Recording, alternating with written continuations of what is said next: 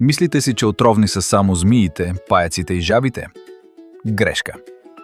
Запознайте се с качулатият питохуй. Често я наричат единствената отровна птица в света. И макар днес да знаем за още няколко нейни тайни роднини, тази е абсолютният крал на токсините. С години науката изобщо не е подозирала за тайната й. Докато през 1989 година орнитологът Джак Дъмбашер не хваща една такава птичка в мрежите си в Нова Гвинея. Докато се опитва да я откачи, тя го отдрасква по ръката. Той инстинктивно лапва пръста си, за да спре кръвта. Изведнъж устните и езикът му изтръпват и започват да парят жестоко.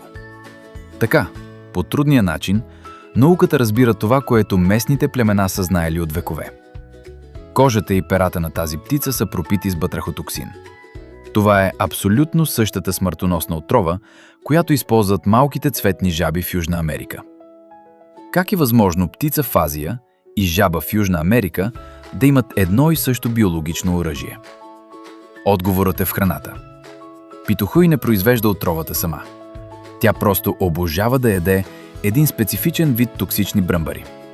Вместо да умре от тях, тя ги усвоява и превръща перата си в невидим отровен щит срещу хищници.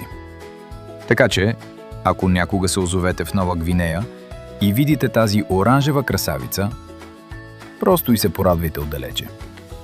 Защото тази птичка определено не обича да я галят.